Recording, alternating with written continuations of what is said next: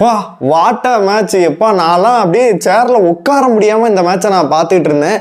Literally வந்து பார்த்தீங்கன்னா India ஜெயிக்க வாய்ப்பு இல்லை அப்படின்ற மாதிரி தான் நம்மளுமே சொல்லியிருந்தோம். கருத்து கணிப்பு எல்லாமே அதான் சொன்னாங்க. லைஃப்பில் இது ஒரு மிகப்பெரிய ஒரு லெசன் அப்படின்னே நம்ம சொல்லலாம்.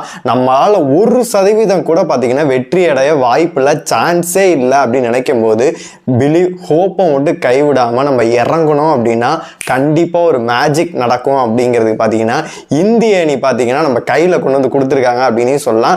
வேற லெவலில் ஒரு எக்ஸாம்பிள் காமிச்சிருக்காங்க. சிராஜ் மனுஷனே இல்லை தெரியுமா நீ எல்லாம் அப்படின்ற மாதிரி தான் இருக்கு. இன்னைக்கு மேட்ச் நடந்த சுவாரஸ்யமான விஷயங்கள் எல்லாத்தையுமே நம்ம ஃபுல்லாகவே பார்த்தலாம். ஹாய் மக்களே, நான் உங்கள் ஷாம். நிறைய பேர் வீடியோ பார்க்குறீங்க, லைக் அண்ட் சப்ஸ்கிரைப் பண்ணாமல் பார்க்குறீங்க. லைக் அண்ட் சப்ஸ்கிரைப் பண்ணிட்டு பார்த்தீங்கன்னா நிறைய பேர் ஷேர் ஆகும். இது உங்கள் கிரிக்கெட் ஃபேன்ஸ்க்கு எல்லாத்துக்கும் ஷேர் பண்ணி விடுங்க. நம்ம நேற்று வீடியோவில் சொல்லியிருந்தேன் எப்போதும் காலையும் ஒரு ப்ரெடிக்ஷன் வீடியோ அந்த மாதிரி போடுவோம். இன்றைக்கி வந்து வீடியோவே நான் போடவே இல்லை. எனக்கு மன உளைச்சல் ஆயிடுச்சு. என்னடா ஹெல்த் இஷ்யூ வேறு இருக்குது, இதில் வேறு பார்த்தீங்கன்னா இந்திய அணி வேறு இப்படி இருக்கே. லிட்டரலி வாய்ப்பே கிடையாது. ஜேமி ஓர்டன் நிற்கிறாரு, இந்த சைடு பார்த்தீங்கன்னா இவர் நிற்கிறாரு ஸ்மித் வந்து மோசமான ஆளுன்னு சொல்லிட்டு உங்களுக்கு நல்லாவே தெரியும். ஏதாச்சும் ஒரு 2 6 ஒரு 2 4 இல்லை ஒரு 5 4 அப்படின்ற மாதிரி இருந்தால் மேட்ச் முடிஞ்சு போயிருன்னு சொல்லிட்டு நம்ம நல்லாவே தெரியும். பீடாக்ல ஆரம்பிச்சு எல்லா கிரிக்கெட் அனலிஸ்டும் என்ன சொன்னாங்கன்னா வாய்ப்பே இல்லைப்பா, முடிஞ்சு போச்சுங்க, என்ன பண்ணுறது, இந்த டீமை வச்சுக்கிட்டு என்ன பண்ணுறது, எங்கே ஏறாலாம் சொல்லாதீங்க அப்படின்ற மாதிரி இருந்துச்சு. எனக்கே டிசப்பாயின்மெண்ட் ஆயிடுச்சு, என்னடா இப்படி பண்ணுறாங்களே அப்படின்னு சொல்லிட்டு. இன்னைக்கு மேட்ச் ஆரம்பிச்சு ஒரு 5:15 கிட்ட இருக்கும் இப்போ நினைக்கிறேன். 5:15 மேட்சையும் முடிச்சு விட்டு போயிட்டாங்க. ஃபர்ஸ்ட் 10 நிமிஷத்துல பாத்தீங்கன்னா மேட்ச் வந்து திருப்பி கொண்டு வந்துட்டாங்க அப்படின்னு சொல்லலாம். அங்கேயுமே பாத்தீங்கன்னா என்னடா இந்த குறுக்க வந்து இந்த கௌசிக் நின்னா அப்படின்ற மாதிரி பாத்தீங்கன்னா ஓவர்டன் ஒரு 2 4 அடிச்சு விட்டார். 2 4 அப்படின்னா எப்படி குறையுது. 18 ரன் வந்து நிற்கும் போது 17 ரன் அடிச்சுட்டாங்க. இன்னும் ஒரு 6 ஒரு 2 4 அடிச்சாங்க பாத்தீங்கன்னா ஒரு 4-5 இருந்துச்சுன்னா தட்டி போனாவே ஜெயிச்சிடலாம். அப்படி ஒரு இக்கட்டான சூழ்நிலை வந்து கொண்டு போறாங்க. சிராஜ் வந்தார், நான் செய்யாம யாரை செய்யறேன் அப்படின்னு சொல்லிட்டு ஸ்மித்தோட விக்கெட்டை வந்தோடனே கழட்டுறேன் அப்படின்னு சொல்லிட்டு பார்த்தீங்கன்னா அவரோட விக்கெட் எடுத்தாங்க 10 ரன்னுக்குள்ள. அப்போதான் நம்ம கேமுக்குள்ள வந்தோம் அப்படின்னே சொல்லலாம். அதன் பிறகு வந்து ஓவர் ஆட்டம் போட்டுட்டு இருக்கேன், உடனே ஒரு எல்பிடபிள்யூ ஆக்குறேன் அப்படின்னு சொல்லிட்டு அவரையும் விக்கெட் எடுத்துட்டாரு. அங்கிருந்து பார்த்தீங்கன்னா 2 விக்கெட் எடுத்தாலுமே மேட்ச் அவங்க கையில் போகுது. திரும்பியுமே என்னடா இப்படி ஆகுதே அப்படின்ற மாதிரி இங்கே டங்கும் பார்த்தீங்கன்னா அங்கேயும் வந்துட்டு பார்ட்னர்ஷிப் டெவலப் பண்ணுற மாதிரி பண்ணிட்டு இருக்காங்க. என்னடா இவங்க போகமாட்டான் என் போல இருக்கு, ஜெயிச்சுட்டு தான் போவான் என் போல இருக்கு அப்படின்ற மாதிரி இருந்துச்சு. அவன் பொருள் எடுத்து அவனே செய்யணுப்பா, நீ பற்ற வைத்த நெருப்பு ஒன்று பற்றி எறிய உனை கேட்குன்ற மாதிரி. அதாவது 3வது டெஸ்ட் மேட்ச் வந்து 22 ரன் வித்தியாசத்தில் நம்மளை செஞ்சு விட்டுருப்பாங்க. அவன் பொருள் எடுத்து அவனே போடணுங்கிற மாதிரி பார்த்தீங்கன்னா அதே மாதிரி நானும் செய்கிறேன் அப்படின்னு சொல்லிட்டு பார்த்தீங்கன்னா செஞ்சு காமிச்சிட்டாங்க. அந்த மேட்சை ஜெயிச்சிருந்தாங்க, ஹோப்லி ஜெயிச்சிருந்தாங்க அப்படின்னா கண்டிப்பாகவே இந்த தொடரே நம்ம கைப்பற்றி இருந்திருக்கலாம். அப்படி ஒரு யங் எரா வந்து தொடங்கியிருக்கும். நிறைய கிரிட்டிசிசம் இருக்குது, நம்மளே திட்டிருக்கோம், எதுக்கு இப்படிப்பட்ட டீமை கொண்டு போகிறீங்க, நிறைய பவுலர்ஸ் இல்லை அப்படின்னு சொல்லிட்டு. ஆனால் நிறைய குறைகள்லாம் இருக்குது, அதை பற்றி நம்ம இன்னொரு வீடியோவில் வந்து தெளிவாகவே பேசுவோம். அப்படி இருக்கும்போது அங்கே ஒரு பார்ட்னர்ஷிப் பார்த்தீங்கன்னா டெவலப் ஆகிட்டு இருக்கு. அந்த இடத்துல கரெக்டாக பார்த்தீங்கன்னா சிராஜ் ஒரு போடுறாரு. பார்த்தீங்கன்னா நம்ம ஒன்று நினைக்கிறத விட சுமன் கில் வந்து வேற மாதிரி கேப்டன்சி பண்ணுறாரு. இந்த இடத்துல நான் வந்து கோலியாக இருந்தாலும் ரோஹித் சர்மா இருந்தால் என்ன பண்ணியிருப்பாங்க அப்படின்னு நான் சொல்கிறேன். பார்த்தீங்கன்னா ஒரு பாலை போடுறாரு, பார்த்தீங்கன்னா 4 லைன் கிட்ட போகுது, இவர் ஆகாஷ் தீப் தட்டி விட்டு வெளில 6 போயிடுச்சு. அவ்வளோதான் நான் நினச்சேன், முடிஞ்சு போச்சு, அவெல்லாம் 11 ரன் இப்போ 8 ரன்னு கீழே வந்துடுச்சு, முடிஞ்சிச்சு. அங்கீசன் அவரை அடித்து நம்ம வந்து ரன் ஓட முடியாது அப்படின்ற மாதிரி அவர் பிளான் பண்ணிட்டாரு. இன்னொரு வாரியர் வேற லெவலில் இந்த மேட்ச் ஜெயிச்சிருந்தாங்க அப்படின்னா நான் உண்மையிலே வந்து இங்கிலாந்து வந்து பாராட்டுறது வந்து ஒரு மனுஷனை வந்து நம்ம ரொம்பவே பாராட்டி இருக்கணும். ஓக்ஸ் என்ன மனுஷன், கை வலிக்குது.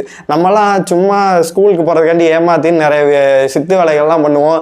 ஒரு சின்னதாக ஒன்று பண்ணால் கூட ஐயா முடியலடா, நம்மளாம் இப்போலாம் எதுக்கு எடுத்தாலும் வண்டியில் தான் போகிறது, காரில் தான் போகிறது, பார்த்தீங்கன்னா நடக்கிறதே கிடையாது.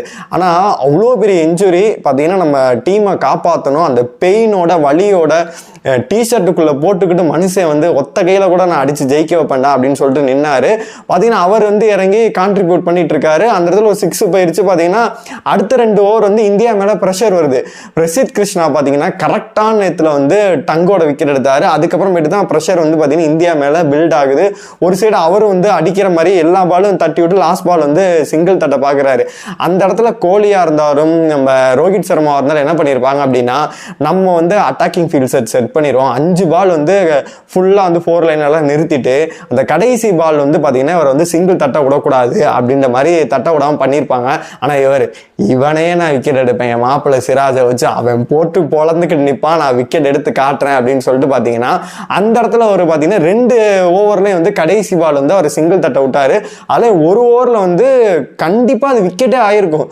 துருஜூரல் போய் நடந்து போய் அடிச்சிருந்திருக்கலாம். தேவையெல்லாம் பார்த்தீங்கன்னா உருட்டி விட்டு மிஸ் பண்ணிட்டாங்க அப்படின்னே சொல்லலாம். 2 சைடும் விக்கெட் உழ வேண்டியது, நான் ஸ்ட்ரைக்கர் ரெண்ட்லையும் சரி இந்த சைடு வந்து விக்கெட் உழ வேண்டியது, அந்த இடத்துல வந்து மிஸ் பண்ணுறாங்க. அதுக்கப்புறமேட்டு அங்கேயே நான் ஹோப் நம்மலாம் விட்டுட்டேன், அவ்வளோதான் முடிஞ்சு போச்சு போல இருக்குது அப்படின்னு சொல்லிட்டு நினச்சோம். ஆனால் அந்த ஓவர்லாம் தாண்டி கடைசி ஓவர் நீ அடிக்க தானே போகிற, உனக்கு வந்து நான் இறக்குறேன் பாரு காலு கீழே அப்படின்னு சொல்லிட்டு பார்த்தீங்கன்னா ஒரு மாங்காய் வச்சு அடித்த மாதிரி அடிச்சா. இப்போ எல்பிடபிள்யூ நடுவில் ஒரு ரிவ்யூலாம் கேட்டாங்க, இழந்தாங்க, பிரசித் கிருஷ்ணாலாம் போட்டார். அப்படி இருந்தாலும் நான் வந்து உன்னை போல்டு தான் எடுப்பேன் அப்படின்னு சொல்லிட்டு சிராஜ் ஒரு சம்பவத்தை பண்ணாரு பாருங்க. உண்மையிலே வேற மாதிரி பண்ணி பார்த்தீங்கன்னா இந்திய அணிக்கு வந்து வெற்றியடை பண்ணியிருக்காரு. இந்த ஆண்டர்சன் டெண்டுல்கர் டிராஃபியை வந்து பார்த்தீங்கன்னா டிரா பண்ணியிருக்காங்க, சமநிலைப்படுத்தியிருக்காங்க. 2018 இப்போ வரைக்கும் இங்கிலாந்து அணி நம்மளை ஜெயிச்சதே இல்லை. ஃபுல் அண்ட் ஃபுல் பார்த்தீங்கன்னா இந்திய அணி வந்து டாமினேஷன் பண்ணியிருக்காங்க, சமமும் பண்ணியிருக்காங்க. சூப்பரான விஷயம். இந்த தொடர் ஃபுல்லாகவே பார்த்தீங்கன்னா சுமன் கில் வந்து கிட்டத்தட்ட 800 ரன்கள் கிட்ட 700 சம்திங் தெரியல 800 ரன்கள் கிட்ட அடிச்சிருக்காரு. சிராஜ் பாத்தீங்கன்னா ஒத்தால எனக்கு லீவும் வேணாம் ஒண்ணும் வேணாம். ஒரு நம்ம ஆபீஸ்ல ஒருத்தர் இருப்பேன், இதெல்லாம் மனுஷனாடா, அதனால லீவும் போட மாட்டேங்குது, ஞாயிற்றுக்கிழமை வச்சா கூட வருவான்டா அப்படின்ற மாதிரி பாத்தீங்கன்னா சிராஜ் வந்து 23 விக்கெட்டுகள் எடுத்திருக்காரு. இன்னொரு காமெடியான விஷயம் சொல்லிட்டா, பூம்ரா இருக்க மேட்ச் எல்லாம் நம்ம தோத்தா ஒரு மேட்ச் டிராச்சு, பூம்ரா இல்லாத 2 மேட்ச் நம்ம ஜெயிச்சிருக்கோம். 3வது மேட்ச் பாருங்க, செகண்ட் டெஸ்ட் பாருங்க 336 வந்து ஜெயிச்சிருப்போம், டிஃபெண்ட் பண்ணி சூப்பராவே வந்து அடிக்க விடாம ஜெயிச்சிருப்போம். அதுக்கு வந்து பூம்ரா கிடையாது செகண்ட் டெஸ்ட்ல. தேர்ட் டெஸ்ட்ல அவர் இருந்தாரு, அப்படின்னு தோத்தோம். 4th டெஸ்ட்ல அவர் இருந்தாரு, பாத்தீங்கன்னா டிரா ஆச்சு. இந்த டெஸ்ட்ல அவரே கிடையாது, பயல் கான்பிடன்டோட பாத்தீங்கன்னா ஜெயிச்சிட்டாங்க அப்படின்னே சொல்லலாம். எந்த இடத்துல இங்கிலாந்து அணி விட்டாங்க அப்படின்னு சொல்லிட்டு நம்ம பேசியே ஆகணும். எந்த இடத்துல விட்டாங்க அப்படின்னு கேட்டீங்கன்னா ஹாரி ப்ரூக்கா இருக்கட்டும், இவர் வந்து பாத்தீங்கன்னா ரூட், இவங்க 2 பேருமே பார்ட்னர்ஷிப் வந்து 195 ரன்களை வந்து அடிச்சாங்க. இவங்க 2 பேரோட விக்கெட் தான் வந்து பாத்தீங்கன்னா இந்தியாவுக்கு மிகப்பெரிய ஒரு பூஸ்டாவே அமைச்சு. அந்த இடத்துலதான் அவங்க டவர் பண்ணாங்க, தூக்கி அடிக்க போய் அவுட் ஆயிட்டாங்க. அவங்க 2 பேத்துல யாராச்சும் ஒரு ஆளாச்சும் பாத்தீங்கன்னா நின்னு நிதானமா பொறுமையாக இருந்திருந்தாங்க அப்படின்னா இந்நேரம் வந்து இங்கிலாந்து அணி ஜெயிச்சிருக்கும். அப்படியே இல்லைன்னா கூட பாத்தீங்கன்னா இப்ப ஜேமி ஸ்மித்தா இருக்கட்டும், ஓவர்டனா இருக்கட்டும், ஏன்னா கடைசி கட்டம் இன்னைக்கு வந்துருச்சு அப்படின்னா பிரஷர் கண்டிப்பா அவங்க மேலதான் அவ்வளவு, அதனால அவங்களை குறை சொல்ல முடியாது. நல்ல இவ்வளவு எக்ஸ்பீரியன்ஸ் பேட்டர்ஸ் வந்து பாத்தீங்கன்னா அவங்க ஏதாச்சும் ஒண்ணு பண்ணிருக்கணும். ஜேக்கப் பெத்தல் அவர் ஏதாச்சும் பொறுமையை காத்திருக்காங்க, யங்ஸ்டர், அவரால் வந்து அந்த அளவு ரன்னுகளும் அடிக்க முடியவில்லை. அதனால எங்கேயாச்சும் ஒரு இடத்துல பார்ட்னர்ஷிப் வளர்ந்துருந்தா கூட பாத்தீங்கன்னா வந்து இங்கிலாந்து அணி ஜெயிச்சிருக்கலாம். ஆனா அவர் சூப்பரா வந்து மேட்சை கொண்டு போனாங்க. நம்மளே சொல்லியிருந்தோம், ஃபர்ஸ்ட் நாள் பேட்டிங் பண்றதுக்கும் பாத்தீங்கன்னா செகண்ட் நாள் பேட்டிங் பண்றது கஷ்டம், ஃபர்ஸ்ட் நாள் பண்றது ரொம்பவே கஷ்டம். தேர்ட் டேல இருந்து பாத்தீங்கன்னா ஓகேடா நல்லா இருக்குடா, 4th டேல மாப்பிள 600 அடிக்கலாம் அப்படின்ற மாதிரி இருக்கும். 5th டே எல்லாம் சொல்லவே தேவையில்ல, சூப்பராவே இருக்கும். அவங்க நேரம் மழை வந்துச்சு.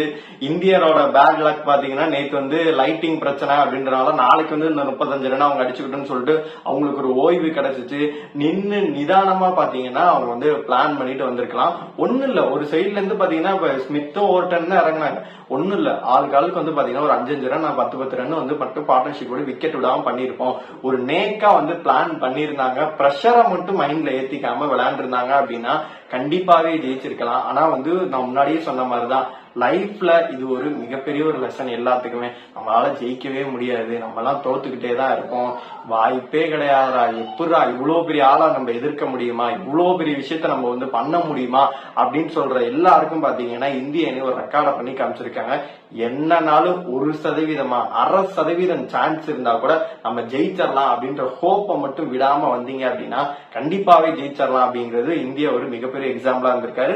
சிராஜுமே அதான் சொல்லியிருந்தாரு. இன்னைக்கு காலைல போன்ல பார்க்கும்போது ஒரு பிலீவ் அப்படின்னு இருந்துச்சு, அந்த பிலீவோட வந்தேன், இன்னைக்கு வந்து செஞ்சுட்டு போயிட்டேன் அப்படின்ற மாதிரி சொல்லியிருக்காரு. இந்தியாவோட மிகப்பெரிய ஒரு ரெக்கார்டு, ஹிமாலய வெற்றி அப்படின்னு சொல்லலாம். இந்த மேட்சை பார்க்கும்போது உங்களுக்கு என்ன தோணுச்சோ உங்களோட கருத்துக்கள் எல்லாத்தையுமே கமெண்ட் பாக்ஸ் சொல்லுங்க. அடுத்து இந்தியா சீரியஸ் எதுவும் இன்னும் பிளான் பண்ணல அப்படின்ற மாதிரி சொல்லியிருக்காங்க. அது எதுவும் வந்துச்சுன்னா கண்டிப்பா உங்களுக்கு அப்டேட் பண்ணிடுறேன். அடுத்தடுத்து பாத்தீங்கன்னா ஐபிஎலோட அப்டேட் வர இருக்கு, ஒவ்வொரு டீம்ல ரிட்டன்ஷன் இருக்கு, இந்த மாதிரி நிறைய அப்டேட்ஸ் இருக்கு. அது மாதிரி கிரிக்கெட் அப்டேட் எல்லாமே நீங்க பார்க்கணும் அப்படின்னு நினைச்சீங்கன்னா என்ன பண்ணணும், நம்ம சேனலை மறக்காம சப்ஸ்கிரைப் பண்ணி வச்சுக்கிட்டு லைக் பண்ணி வச்சுக்கோங்க. அடுத்தடுத்த வீடியோல வந்து உங்களை சந்திக்கிறேன்.